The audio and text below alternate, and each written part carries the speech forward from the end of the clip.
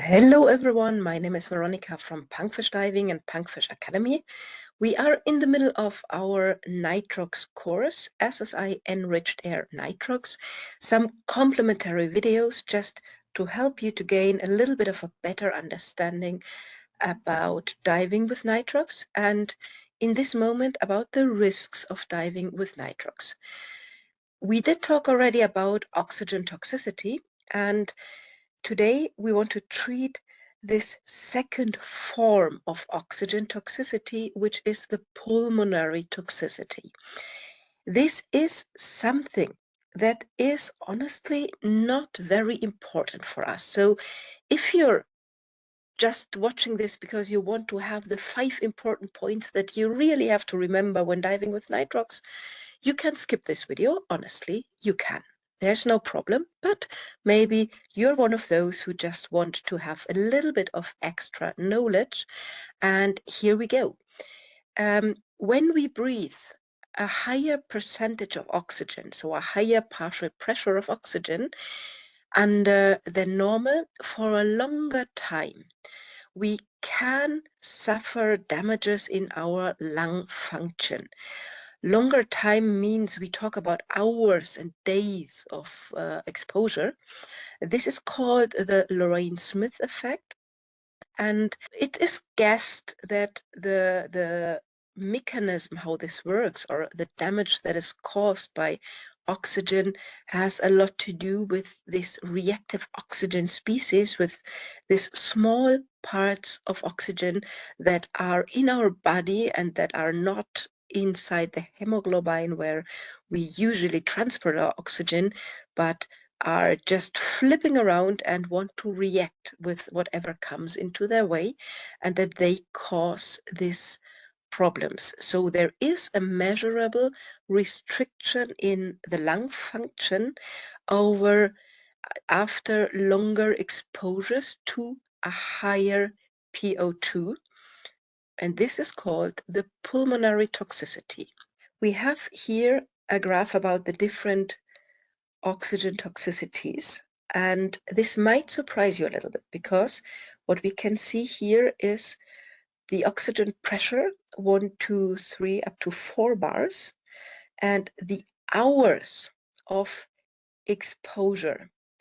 So there is a limit in here which is quite interesting, which is like 0.5, 0.6 bar, where it says very clearly no CNS or pulmonary toxicity for prolonged exposure. You can be exposed to this pressure for all the time of the world without suffering any problems.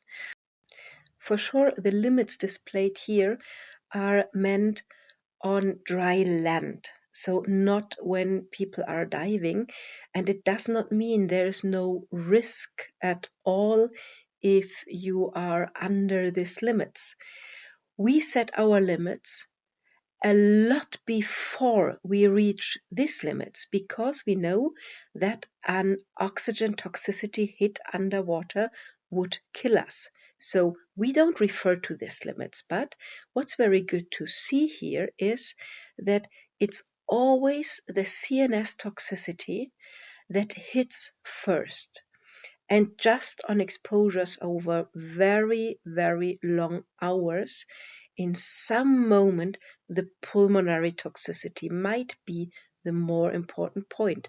But as long as we stick to the CNS limits and we don't dive 24 hours a day, for us, everything is safe when we simply stick to the CNS limits, and the risk of the pulmonary toxicity is included in this.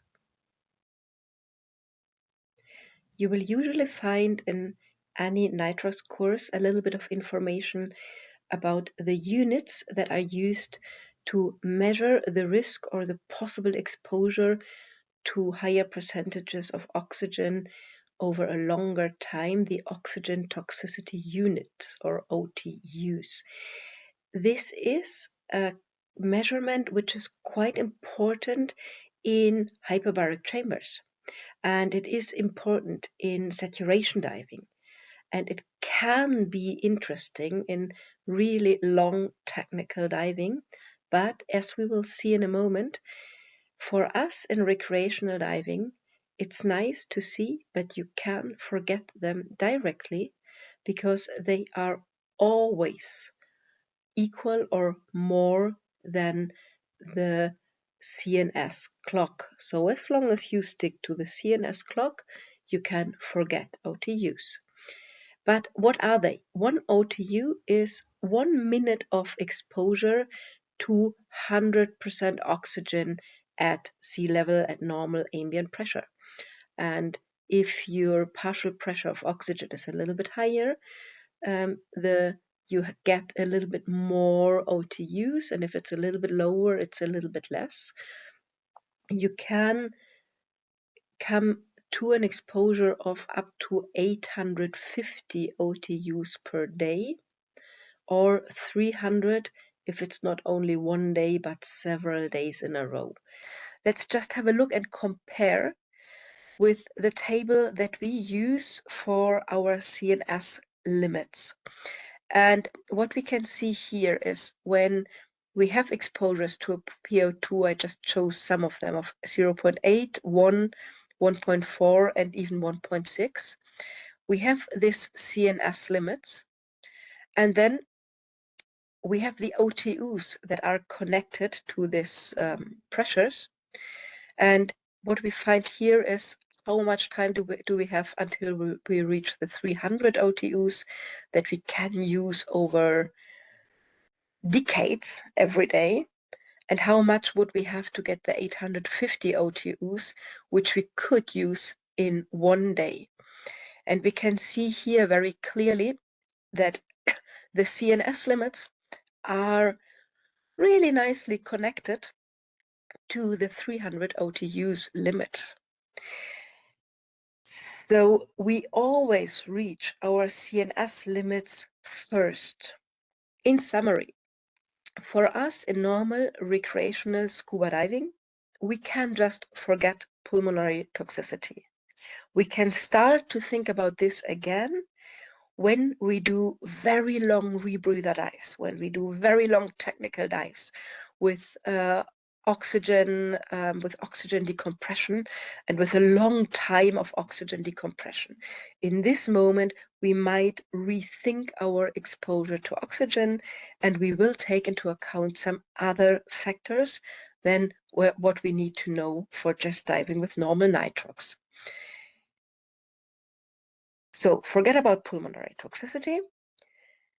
The one important point for us is the CNS toxicity, but even there, if we exceed the limit of 1.4 for a short moment because we want to help someone, for example, and not too much, so we don't go down to 3 bars of partial pressure of oxygen, but like to 1.6, 1.7 for a moment, this is not critical. And we can just continue our dive nice and easy afterwards and just stick to the limits again afterwards. Probably stay a little bit shallower to make up for your higher exposure. So we should always be careful, yes. And we have to stick to these limits. This 1.4 bar are there for a reason. If you want to go a little bit deeper, just take a mix with a little bit less oxygen, and that's it. Easy like this.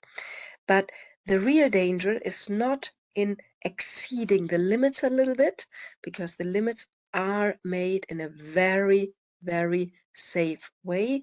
The limit is in the confusion of breathing gases. So accidentally getting pure oxygen at 30 meters, this might kill you, yes, but it's not very likely if you just analyze your gas, label your tank, and know what you're breathing and then respect your limits. Then this will not happen. So what's more dangerous is when you get into an unfounded panic reaction. So let's see, if you believe that the oxygen toxicity is so dangerous that when you exceed your 1.4 bar of PO2, you will start to get cramps, and there are people who believe this, then you might panic because you check your computer, you see there's something blinking like, oh my God, I exceeded my PO2. And you start to panic because you think you will now suffer from O2 toxicity. And what happens when you panic? You don't react nicely anymore. You will just go up to straight to the surface and maybe hurt yourself on your ascent. So this is what we want to avoid. And this is why we want to talk about oxygen toxicity. Yes, we want to be aware that this is a real issue and that there are accidents with breathing the wrong gas.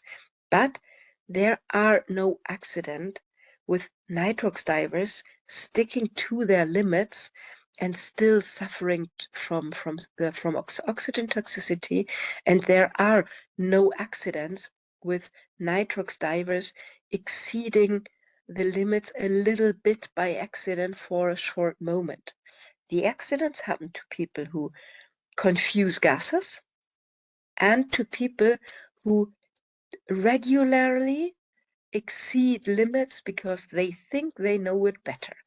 If you start to breathe nitrox at a PO2 of 2 bar, you will be able to do this once, to do this twice, to do this even a year or 2 years, but in some moment, it will just kick you in the ass. So don't try this, stick to the limits, and then don't panic.